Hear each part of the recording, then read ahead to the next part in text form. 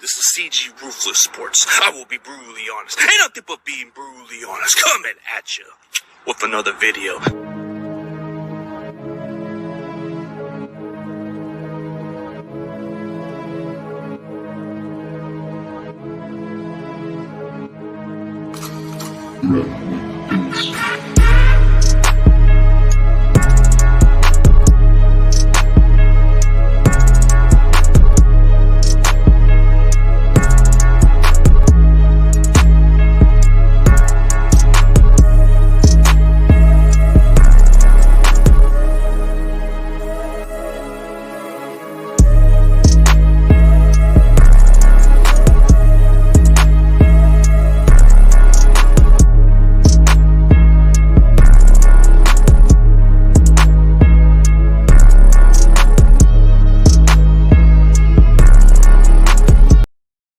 Ladies and gentlemen, please welcome Brian Renick from Denim Dungeons Podcast. What's up, bro?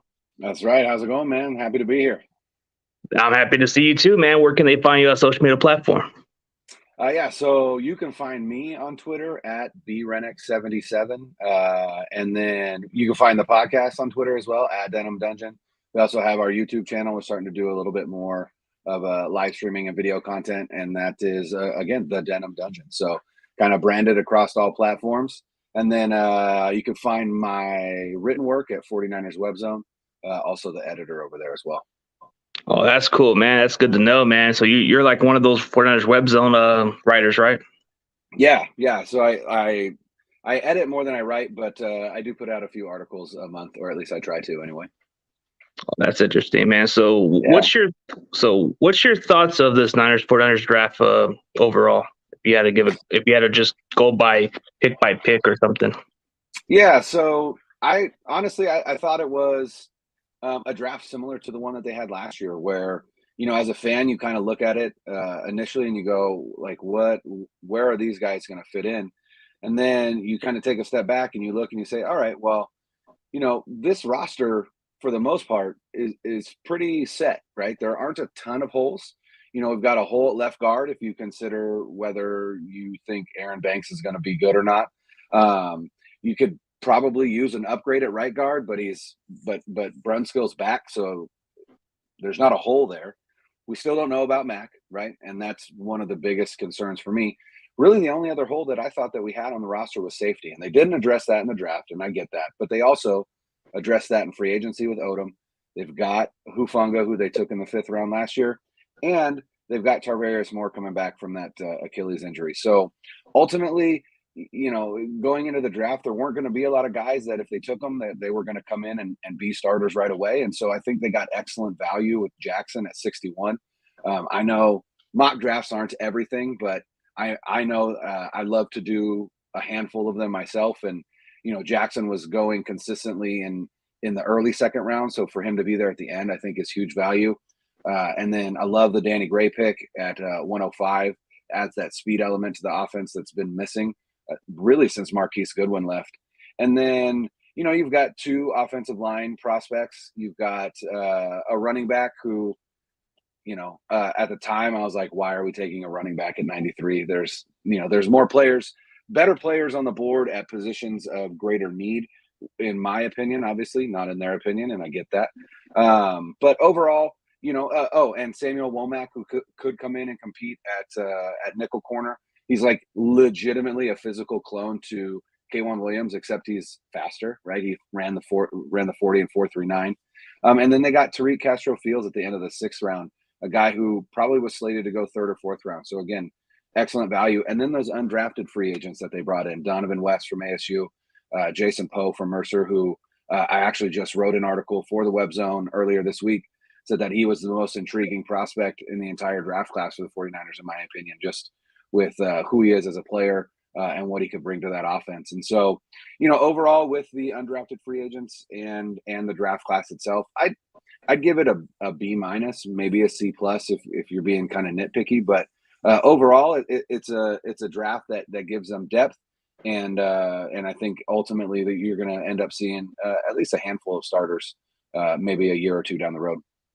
Yeah, speaking of how you were talking about the draft, man, yeah, Drake Jackson, for whatever reason, when you're doing mock drafts, he's either gone early second or maybe he might even be like late first round pick for some people. And Hmm. it's kind of like a good pick, in my opinion. Some people may say, why did we go edge rusher? We already addressed it. Like, you can never run out of rushing to the quarterback. And plus, all the other guys from next year, they're going to enter free agency. So you're going to need some depth or guys to step in. So that's why I like the Drake Jackson pick because he was best available. He adds good Hmm. value, and proper coaching by Chris Eric can go a long ways. USC Sure. just, I don't know, for whatever reason they did to him, they just put him at a place and put him at a where he can't excel. So you can't blame the fact that his success is what it is. But and then when you look into the third round, like the running back, that one was more of a head scratching to me because if we were gonna go running back, I thought there was quite a few better ones out there.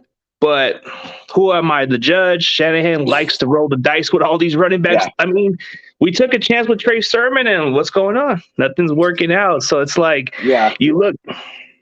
Yeah. I was gonna say You, that's the part that was frustrating was you took a running back in the third round last year, and not only that, but you traded two fourth round picks to move up to draft him, and now you're drafting another guy. But ultimately, I also think this is a bit of a pick to not only appease Debo Samuel, but also just make sure that what happened last season, where essentially Debo Samuel needed to play running back, not just because he's really good at it, but because they just needed the body, right? They all the running backs went down with injury, and so ultimately, like I said, I think this is more about protecting Debo Samuel, appeasing him for and not wanting to be a running back, and I think the player himself, it's more of an every down kind of back. He's a bigger guy, still fast, right? Matt Mayoko had his college position coach on, Kevin Falk, who was a former Patriots running back. I think he's in the Patriots Hall of Fame. But he was Ty Davis Price's position coach at LSU. And when they were recruiting him out of high school, he was a track star in high school, and he ran the 100 in 10.4, 10.5. So the dude has wheels, and then he's 215, 220 pounds. So I think it's trying to find a guy that is not going to constantly go down with injuries, because even though Elijah Mitchell was great, missed a lot of time with injuries. And so it's depth, but also I think he can fit in pretty nicely. yeah, physicality. The more I start watching his film a little bit, the more I'm starting to like not hate on the pick as much as I did earlier because I just thought, who's this guy? And then watching more of his game, he is physical after contact. He doesn't like to avoid contact. He'll just take a hit, which I like about him. Yeah, he runs a 4.48. When I thought about what he looked like, man, I thought this was like another Gary and Grice because he looked Hmm. like he could be another one, but with the durability. I mean, I thought in a way Yeah. it seemed like it. Physicality, that's what we're looking for, but I'm starting to get to the fact that maybe that's what we're needed to go to because, like you said, pleasing Debo Samuel, make sure he doesn't get too much carries. But and then you go on to the last pick in the third round pick. This one was caught me by surprise. I originally had this kid rated maybe as a fourth round, but then the more I start watching his film, the more I'm starting to think, man, this guy's got blazing speed. He can catch. He kind of gives me the vibes of Antonio Brown with just the talent. Like he can break tackles. That's what Hmm. stands out. At first, I was going to go with Emmanuel Sanders, the way he plays. But the Yeah. more I watch his style of play, it kind of gives me more of that Antonio Brown type of mentality. Both former Steelers. Yeah. I Yeah. mean, is it kind of a little off or agree in a certain way? No, I agree. I think ultimately Gray's game is speed, right? But he's not afraid to go over the middle. He's not afraid to take a slant to the house. I think that's kind of one of the things that Kyle Shanahan requires of his wide receivers. You've got to be able to take a slant to the house. Debo can do it. Ayuk can do it. Gray can do it, right? Jennings, not so much, but Jennings is a different kind of receiver. He's more of a possession receiver. He kind of plays that Kendrick Bourne role. But yeah, Gray Gray struggled with drops a little bit, and I think that is what pushed him down. But his 4.3 speed 100% shows up on film. You look at him and he's running away from guys. So it's not just testing speed, it's play speed as well. And ultimately, I think that is an element that has been missing from this offense for two reasons. One, didn't really have a quarterback that could get them the ball down the field that far. And then second, just haven't had it since Marquise Goodwin. You know, they brought Travis Benjamin in to kind of be that thing, but Benjamin ultimately on the downside of his career, really all he was a decoy, if you will. And so I think Gray could fill that role. Gray could be that decoy, but I think he's more functional. I think he can actually stretch the field. I don't think, as John Lynch said, Trey Lance is going to have a hard time overthrowing Danny Gray just because he's just that fast. And so I was actually really excited about the pick. And if you think about it, you know, you said you had him rated as a fourth rounder. I mean, he went with the last pick in the third round. So arguably he was a fourth rounder if you think about it. Yeah, I agree on that. That's where I originally had his grade at because he's got talent. And like you said, some of the drops are kind of like coachable. He's gotten better. I like the way he is physical after the catch. That's what I like about him, even though he's a lot lighter than most receivers. But after the catch, it's like, okay, this guy is a lot more than just a regular speedy receiver. Usually these speedy receivers get tackled down immediately. But yeah, he's a thicker dude. You know, he's a shade under 6'1", and I think he's like 190. So he's not these, you know, one of these rail thin, you know, track stars like Tutu Atwell or guys like that, right? Where you're like, yeah, he's fast, but is he going to hold up in the NFL? I don't know. But Gray has a you know, a body type that absolutely 100% could handle the punishment of the NFL, and so I think him and Ayuk and Debo, I mean, again, it's just speed. And, you know, I can imagine him taking some of those end arounds and things like that. And so I'm excited about it. I am genuinely excited about that pick. Yeah, it's a good pick because we definitely need to evolve this offense to a bigger heights and throw in some deep passes. And since we got Trey Lance who can do that, that's what we need. Somebody like Danny Gray and all that stuff. So, you know, everybody has to like look at it this way. Like we haven't had that kind of big playability for a receiver, like you said, since Marquise Goodwin or Emmanuel Sanders in his prime. So you can get one or the other. But then once we go in the fourth round, this one stands out to me. Why does it stand out to me with this fourth round pick? Because a month later, this guy was on my show for that 1 month ago. And I asked him one simple question. I asked him, how would it feel like if you got a chance to learn from Trent Williams? And he said it would be an honor to just even play with this guy or even just be behind him, pick up his brain here and there. Yeah. Talking about Spencer Burford, right? Yeah. So Spencer Burford was a tackle at UTSA. He actually started his career at left guard. And so he has that guard tackle flexibility. He's a little bit light. I think he's like at 3. I think they listed him at 304, 6'4", 304. But he's got 35-inch arms. So he's got the arm length to stick at tackle. I think they envision him probably more as a guard, but I think he'll have the opportunity. He also kind of profiles as a swing tackle as well, right? That guy that, you know, if one of your guys goes down, then you know, you can throw in either right tackle or left tackle. But yeah, I really like the pick. You know, he's athletic. He's mean. He's nasty. Both him and the other offensive lineman they drafted, Nick Zakel, in the 6th round. Both of them on their scouting profiles.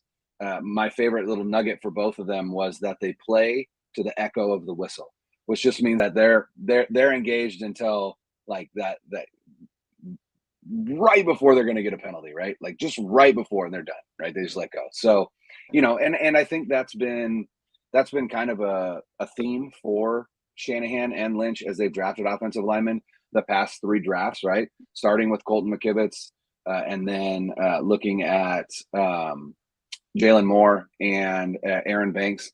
They've really started to focus on just guys that are kind of, again, play with a nasty streak, right? I remember Colton McKivitz, they drafted him in 5th round, and in his post-draft Zoom, you know, they were talking and they asked him to describe himself. He's like, I'm kind of a prick on the football field. And you're like, I like that. Like, I like that attitude. Like, let's go. So yeah, I like that Burford pick. And again, I think, you know, every time they draft an offensive lineman now, it looks like they have guard tackle flexibility, and it just looks like something that they value. And so, you know, both of those guys that they drafted, And as a matter of fact, Zakel, the guy they drafted in the 6th round, it actually sounds like more likely than not, they are looking at him as a possible center of the future, just because of his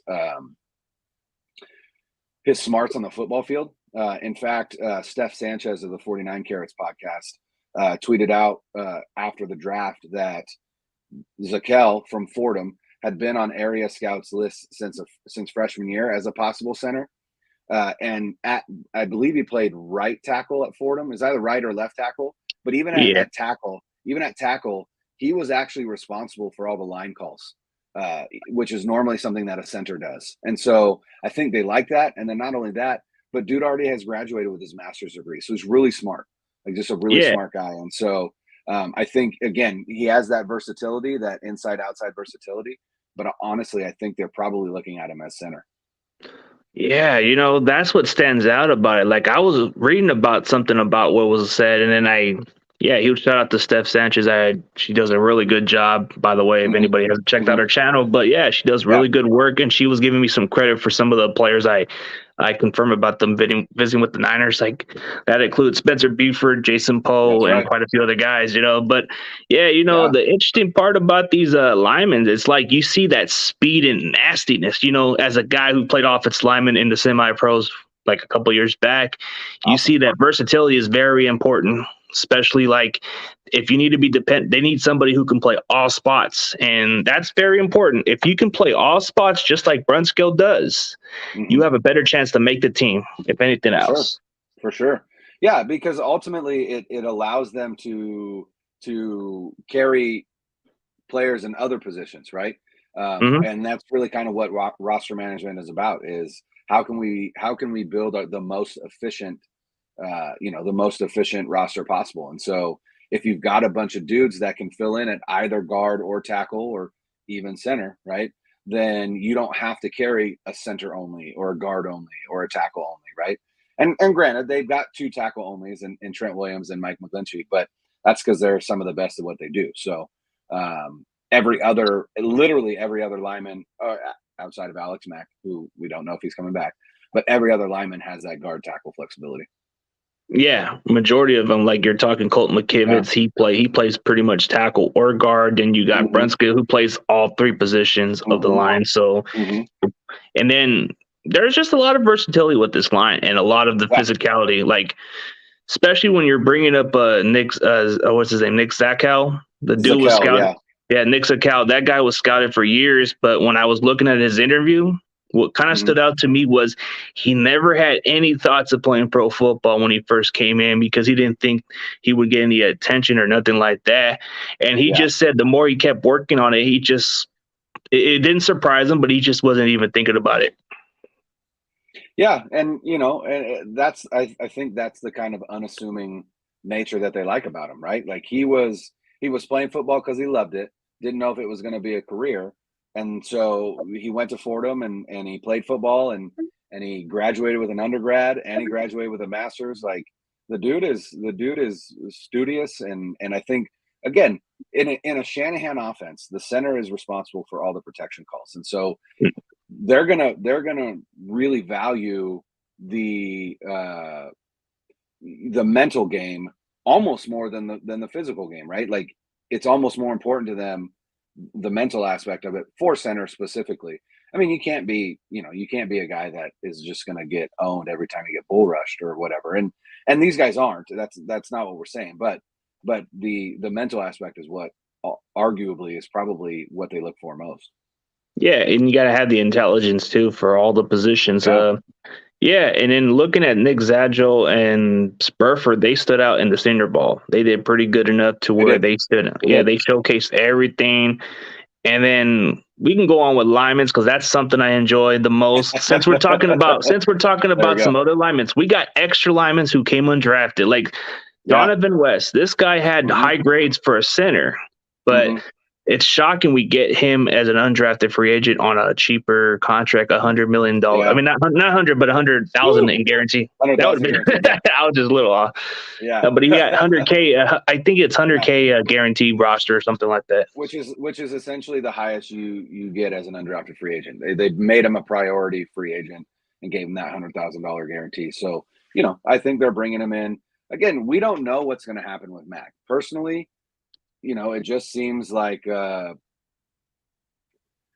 they didn't address the position early on, which to me they would have needed to do if they knew that Mac was retiring. And so I think he still is trying to figure it out, waffling a little bit. But regardless, they needed to bring some guys in for the future. And so I think they did that with, I think, 3 guys, right? West and Zakel, who we just talked about, and then Jason Poe as well. Although I think they have different or other grand plans for Poe. Swiss Army knife, dude. Jason Poe is like I said, I wrote an article about how he's my favorite prospect in their entire draft class. Just, you know, you see videos of him running routes and they're crisp.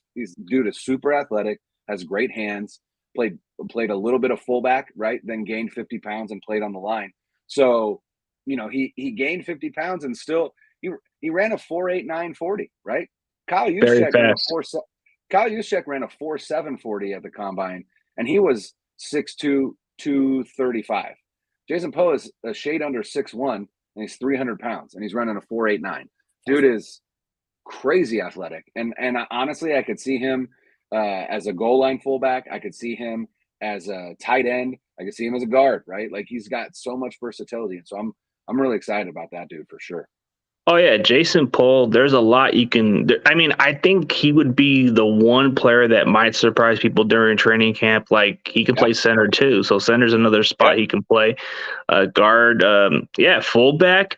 I mean, you can use him as an H-back too, so that could be a weapon. And there was like an article that said that the NFL should punish Shanahan for taking somebody of his caliber because it should be illegal because he's a weapon. For sure. That's my point. Yeah, like, again, you know, what did the league do? They allowed Shanahan to get this guy, right? If you didn't want Shanahan to get him, you should have drafted him. That's on you guys. Yeah. And then Donovan West, he had some solid grades for a center, but I think he was projected to play center or guard, right? Yeah, he has center guard versatility. You know, my podcast partner, Tim Sprinkles, he played quarterback at Humboldt State, and then prior to that, he was a walk-on strong safety at Washington State. But he pointed out that West last year dealt with a thumb injury, and so for almost the entire season.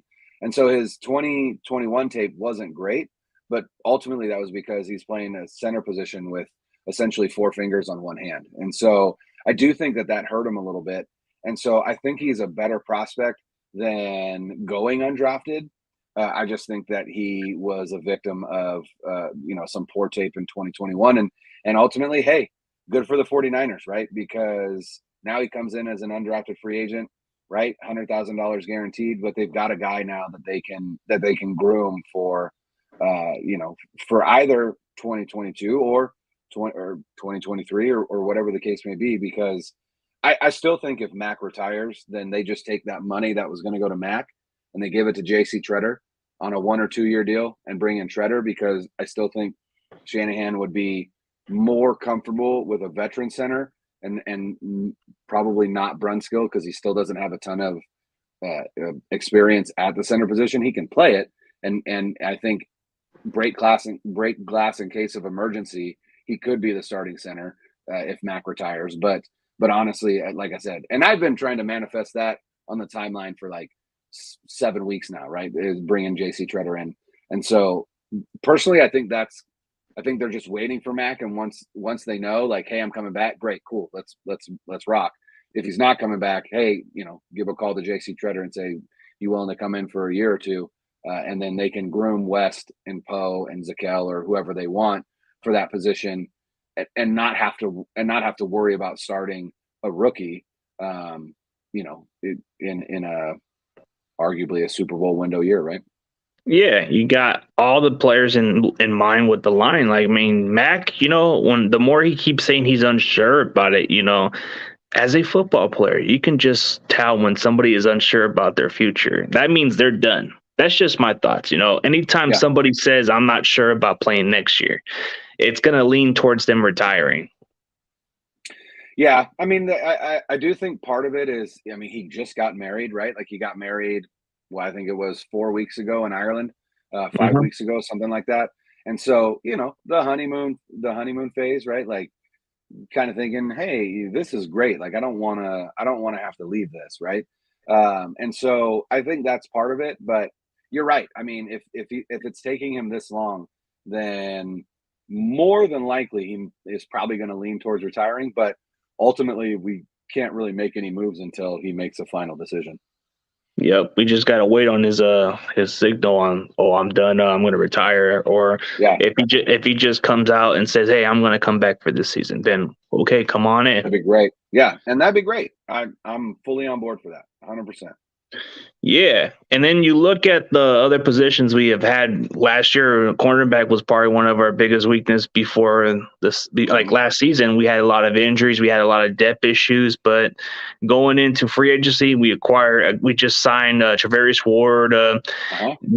We drafted solid, so we brought back some familiar faces like Denard and Johnson, and a lot of these other guys, and Hmm. then in the draft, like you said, you were talking about Samuel Womack. This guy can Yeah. potentially replace Williams' spot because he's already with the Broncos. He's got fast. He's a fast corner, very Hmm. physical, like you were talking Hmm. about. Yeah. When I was watching his film, he gets aggressive, but there's been a lot of flags called on him on those tapes, and I'm like, but he was good in college. In the MAC conference, he Yeah. was the set down corner. So that's what He stood was. out about. Yeah, he led the MAC in pass breakups the past 3 seasons, and not only that, but he was on the short list preseason for the Jim Thorpe Award, which is given to the best college defensive back at the end of every season. So, he's been a consistent contributor for Toledo for 3 seasons now, and he played outside of Toledo. He didn't play inside, and that's the thing is, a lot of times we, as Niner fans, like they draft these guys and we're like, oh, this guy is earmarked for the slot. And it's like, we did the same thing with Diamador Lenore last year. And the reality is Lenore never played inside. And so Womack hasn't played inside. It doesn't mean that they can't, but sometimes I think we need to pump the brakes a little bit and say, hey, let's see them inside before we can just christen them as the slot corner. But again, when you look at Womack, it is a physical clone to K'Wan Williams, who has manned that slot cornerback position for the entirety of the Shanahan era here in San Francisco. And so, you did notice last year that K1 has lost a step a little bit, tended to get burned on some of those slot fades and things like that because he just didn't have the makeup speed. That's not going to happen to Womack. Womack has that makeup speed. Both of the corners that they drafted, so Womack in the fifth, and then Tariq Castro Fields at the end of the sixth, both of them run in the 4.3s. So they drafted two dudes that can run. And Eric Crocker did a Tariq Castro Fields breakdown on Twitter. If you go to Eric Crocker's timeline, he's got a thread where he kind of goes through a ton of tape of Fields, and his overall impression was, I have no idea why this guy fell to the sixth round. And I read somewhere where someone said they thought that it could just be the fact that Castro Fields has started for Penn State since he was a freshman. And Yep. so when you play that long, sometimes you can kind of get over scouted and over analyzed. And so, possibly that was what was the case for him. But I remember Castro Fields he was Dane Brugler's 17th ranked cornerback in the entire class. So, to get him at the end of the sixth round is incredible value. And so, like you said, cornerback has been an issue for this team again since Shanahan and Lynch have been here. And partly that's because of their philosophy, right? They believe in building your defense from front to back. So they sink all of the resources into that defensive line and then kind of nickel and dime the secondary. Well, now they signed Charvarius Ward, right? They have Emmanuel Mosley. They re-signed Jason Verrett, which I'm pumped about because that's found money, right? Like they signed him to a vet minimum deal that doesn't even count against the cap. So basically it's like he's on the team for free right now. And so what was an area of concern last year is now actually, to me, one of the deepest position groups on the team, because now you've got Ward, Mosley, Womack, Castro Fields, Lenore, Ambry Thomas, Dante Johnson, and Darquez Denard. You've got 7 guys that are going to be on an NFL roster somewhere, whether it's San Francisco or somewhere else. And so, it, like I said, the depth there is nice. And the cool thing about signing Verrett is last year they signed Verrett and counted on him as their CB1, right?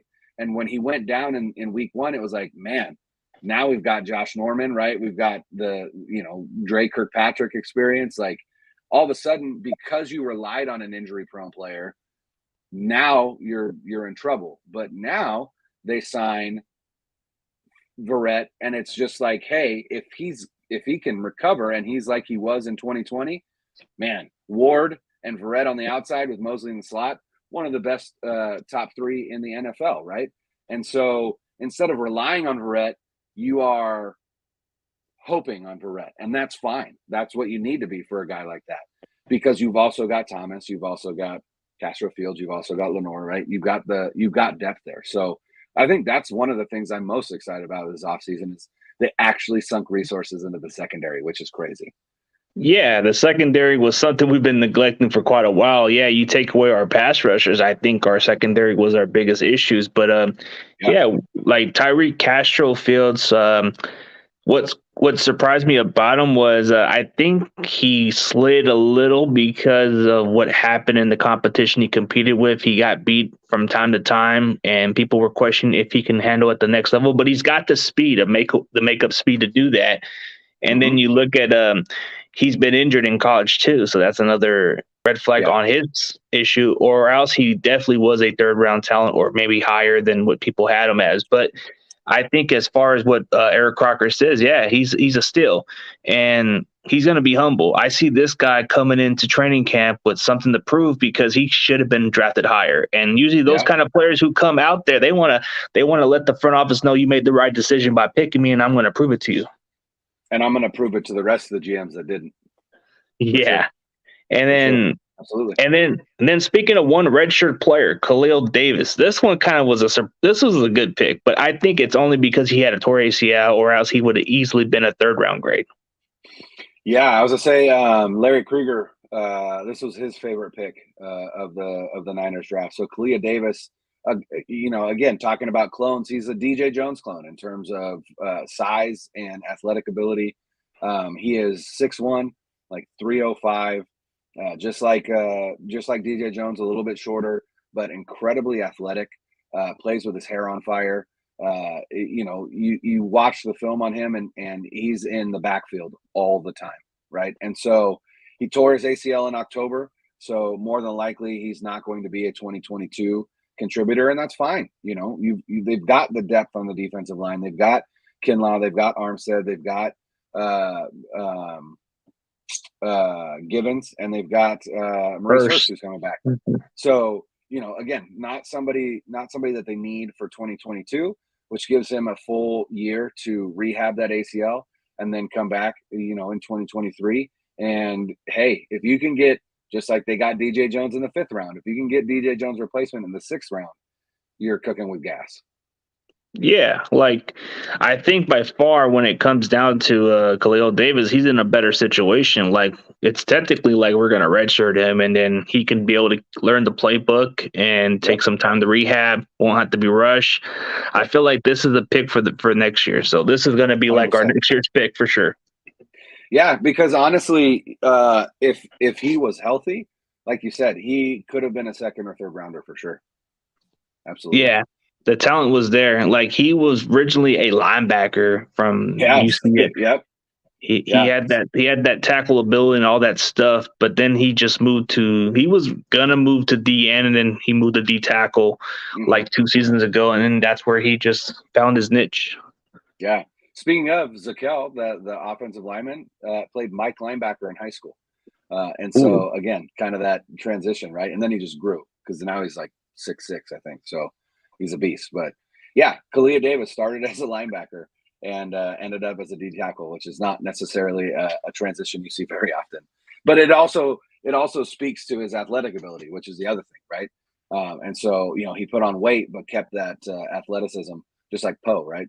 Put on about 50 pounds and still kept that athleticism. So, I again, not an exciting pick in terms of like going to make a splash in 2022, but it is an exciting pick if you like DJ Jones, like you should, because if he's anything like DJ Jones, that's incredible value. Yeah, it is. I'm gonna miss DJ. Yeah, DJ was definitely somebody that everybody underappreciated a little bit because he didn't get much mentioned much, but when he played, the run stop was improving significantly. Yep. And during that Super Bowl year, when we went all the way from 2019, when he got injured, that hurt our defense a little bit on the run in the run defense. Very Yeah, much did. Yeah. Yeah, I still one of my favorite plays from him was when he ran down Russell Wilson. And all of a sudden you see this guy just turn on that second gear and you're like, whoa. Russell Wilson's not an easy dude to run down, and this guy just absolutely obliterated him. So, yeah, I'm gonna miss DJ, but I think they have enough depth to handle his departure. And again, like I said, if you can get a replacement for him at the end of the 6th round, hey, like that's good business. it sure is, man. And then you look at a lot of the players. Like I think majority of what you're saying is true. We've addressed pretty much everything except the safety spot. But do you really think there's a possibility we can bring back Jaquiski Tart?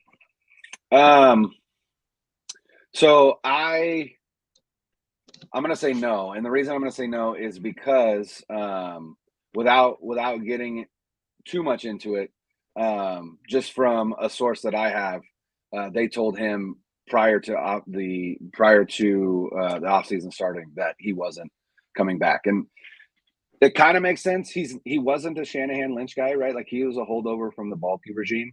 And so, you look at this team and really there's only a handful of holdovers now from that old regime, Jimmy Ward being one and Jaquiski Tart being the other one. Everybody else is, and Armstead. And everybody else is as part of this new regime. So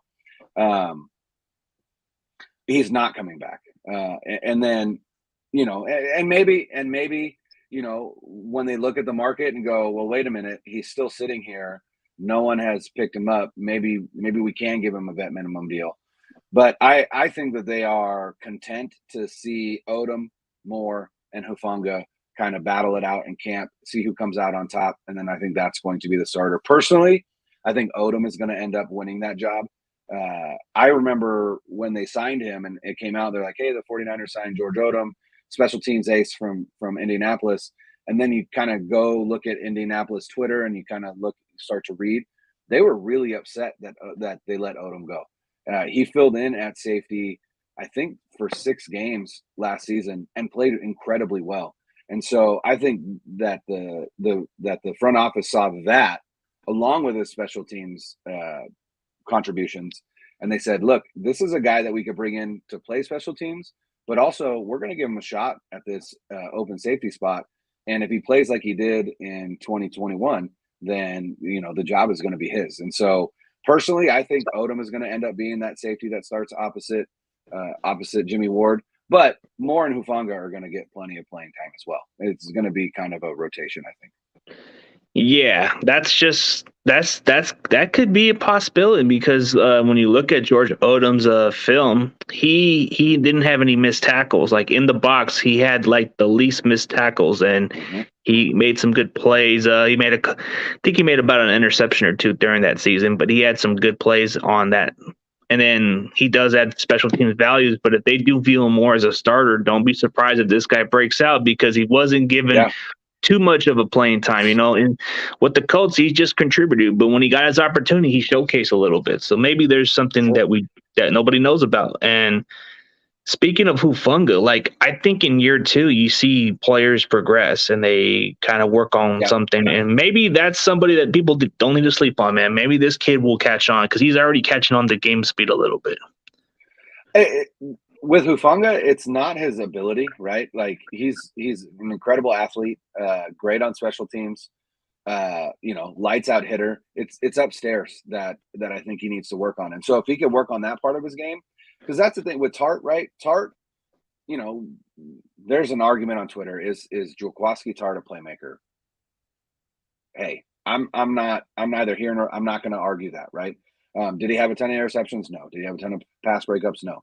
But what Jaworski Tart was incredibly sound in his assignments. He was never in the wrong place at the wrong time. He was where he needed to be at all times. And that's important on the back end, right? Because if you're blowing assignments on the back end, that results in touchdowns, right? If you blow an assignment on the line, like you've got your linebackers to pick you up. If you blow an assignment as a linebacker, you've got the secondary to pick you up.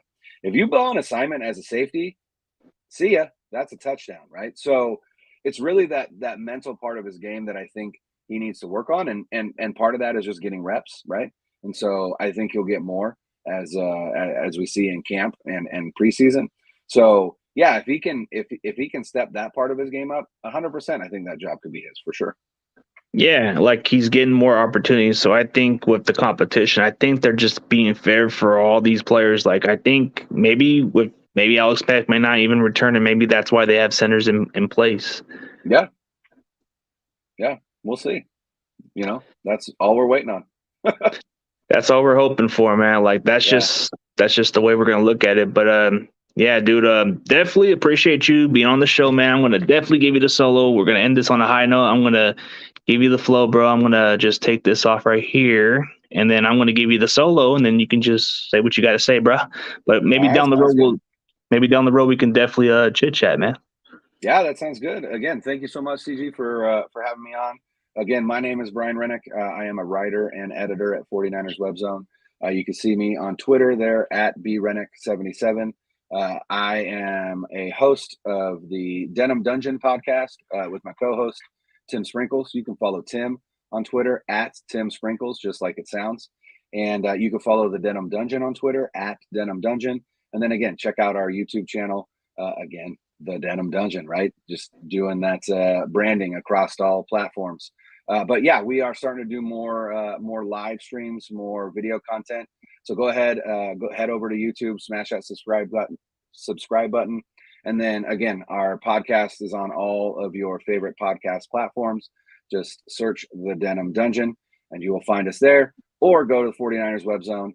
And there is a section on there with the podcasts for all the writers, and we'll be on there as well. But again, thanks so much, CG, for the time. I appreciate it. And go Niners. Yeah, great, man. Appreciate it, man. Definitely, you guys go check out his podcast. A really good dude, and he definitely knows what he's talking about. But go check out the Denim Dungeon podcast. It'll pop up.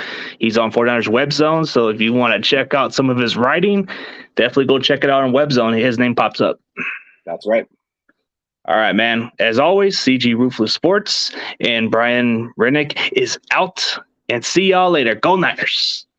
Go Niners.